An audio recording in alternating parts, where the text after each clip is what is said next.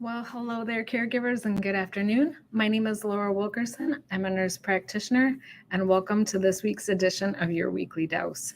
So, June is National Aphasia Month, and I was really surprised when I was looking at the statistics to see that there are over 2 million people in the world who are affected with aphasia. Even more surprised I was to find out that only 40% of US citizens know what aphasia is.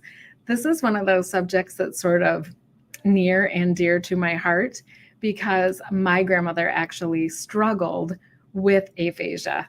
So, what is aphasia? So, aphasia is where you are responsible for speaking and understanding language.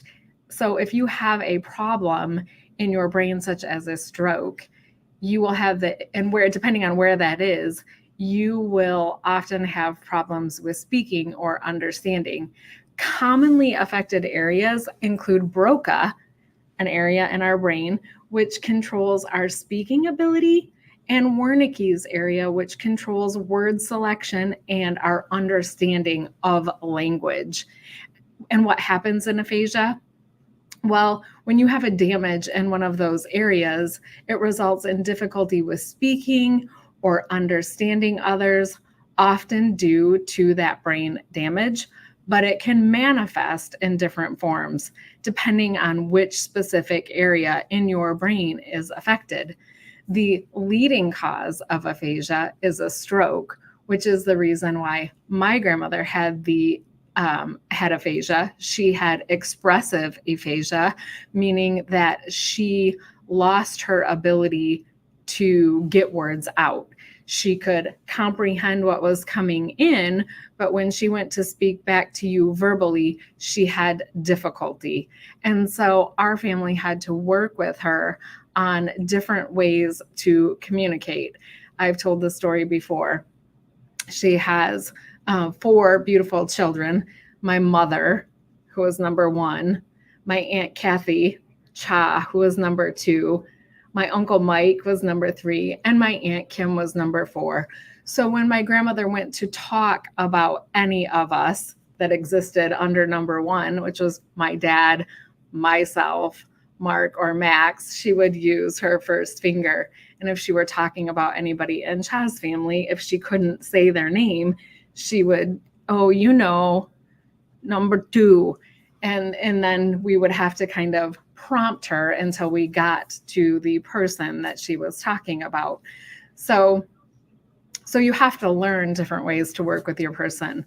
But anyway, other causes of aphasia could be traumatic brain injuries. If you are a professional football player, or if you were, I've had the ability to take care of some football players who've gotten knocked around too much, and they've had expressive and receptive aphasia.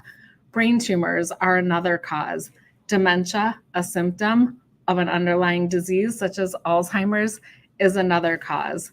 Brain aneurysms can definitely cause aphasia. Any type of brain surgery. Cerebral hypoxia, when you lack oxygen to the brain, that could be from, you're having a heart attack, not enough oxygen is getting up to the brain, you've got an aneurysm, and that clot is stopping the blood flow, so you're still not getting oxygen to the brain. So cerebral hypoxia, somebody who has a form of epilepsy and they're having their seizure during that time, that can cause damage to the brain. Certain infections, when you become septic, can also cause damage to your brain. Migraines, I know I am a migraine sufferer, and when I am in the middle of a migraine, you can talk to me, and yet I have trouble comprehending what you're telling me because the pain is so severe and I'm having difficulty comprehending what you're telling me. Now that's transient. Most people with migraines or a migraine history will recover. A lot of the other things that we mentioned, you're not going to recover from. And there are some certain genetic disorders that can cause different forms of aphasia. I'm using the term globally. If you do further investigation on aphasia, there are many different types of aphasia. I'm talking about the two most common, which are expressive, losing your ability to speak, and receptive, the ability to understand what you're being told. But there is also written. So you could read a book and have trouble comprehending the book. My grandmother could read a book. She'd have a lot of difficulty with it, and she certainly couldn't tell you what a passage was about. So what are the symptoms of aphasia? Again, like I said, difficulty understanding written or spoken language, trouble finding the right words. Have you ever been working with your person with dementia and they're, talking about something, a piece of paper, but they're going to call it something very different than a piece of paper, or even common things like shoes or toothbrush or the dog.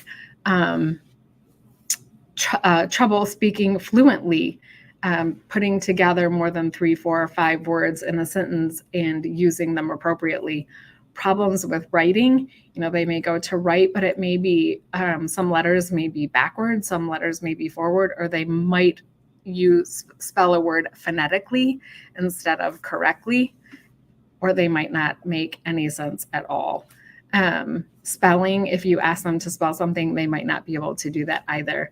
And this can definitely cause a person who has aphasia to feel very frustrated, very alone, very isolated due to these communication challenges. Because if they're living alone, like my grandmother did for a bit, if you call them and you're talking with them, they're not going to be able to communicate back with you. And even FaceTime or texting, they might not be able to comprehend, or they might not be able to text type you back. So if your person is living alone and they have aphasia, you're just going to have to remember you're going to have to go have lots of FaceTime or hire a caregiver or a care partner that can go over there and visit them frequently. You can definitely support your person with aphasia. If they live with you or if you are visiting them in their home, just be really, really super patient. Give them time to communicate without rushing them or correcting them. Excuse me. I know this was really hard for our family. When my grandmother would go to speak, it would take her time to get her words out. And sometimes we would grow impatient and we'd be like, Kim, Mike, Chad, Debbie, to try and rush her. But if we definitely let her have her time, she could get out what she wanted to say and make very clear what she wanted to say. Find ways to connect with your person. Communicate in ways with them that are comfortable for them. If they're able to write, well, then maybe using a whiteboard or using a form of technology is a great way to communicate with them if they're comfortable using that. Make sure that when you are speaking to your person with aphasia, that you get their attention and that you give them direct eye contact.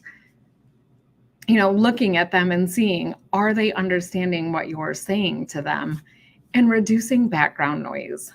I know my dad has hearing impairment. He doesn't have a form of aphasia, but he has hearing impairment. And so if there's a lot of background noise going on, he's going to have difficulty hearing, especially me, because I'm quieter, hearing what I'm saying. So if your person has aphasia and they're elderly, make sure you're reducing that background noise. And like I said, writing or gestures with your hand, if you're talking about, a pen, which sometimes people get confused with me. Pen, but I call this a pin. So you might want to grab one and use a visual cue with them. Even putting up labels if they are able to read, but then they can't repeat back to you. And just make sure that you're treating them with dignity and respect. It's going to be probably sometimes be hard to watch your language and not sound like you're speaking baby to them, but they're not a baby. My grandmother had very high level thinking. She just couldn't communicate with it. So to talk down to her or to speak baby language is degrading and robs them of their dignity. And just make sure that you're using simple, clear, and concise language. By raising our voices or by yelling or deepening our voices, that often doesn't make things better. They're not deaf. They just are having a hard time with what you're saying. And I will end this with saying, always make sure to use humor. This is a humor as appropriate. It is a very tough situation to have somebody who has had an event that has caused them to have aphasia. My grandmother's cause was a stroke, and it was very touch and go for a while, in and out of the hospital, in and out of rehab, really not sure what was going to stay from the stroke and what we were going to be able to gain back through therapies like speech therapy. They worked with her for a long time with her aphasia, and it did, some of her things got a lot better, but there were still some residual side effects. But if you don't maintain humor and have the ability to laugh at yourself or laugh with them when they're laughing at themselves, you'll find yourself extremely frustrated and kind of in a bind and a pickle where you're just angst all the time. So if you can use humor when appropriate, that will really help out a lot. If you know someone who is working with somebody, has a loved one with aphasia, share this video out, tag them in this video. And if you have any questions about ways to specifically help your loved one, drop them in the comments below. Because until there's a cure for Alzheimer's, dementias, strokes, and all of the other brain diseases that affect our loved ones, giving them that symptom of dementia where they become more and more dependent on us, we really need to change the world in which caregivers get good information. And by sharing this good information with them, we're taking care of one another, and we're changing the perspective and changing the way in which the world treats people with dementia and caregivers, because we need to get them the help that they need. If you have any questions, drop them below. Otherwise, I will see you next week. Have a great weekend and take care.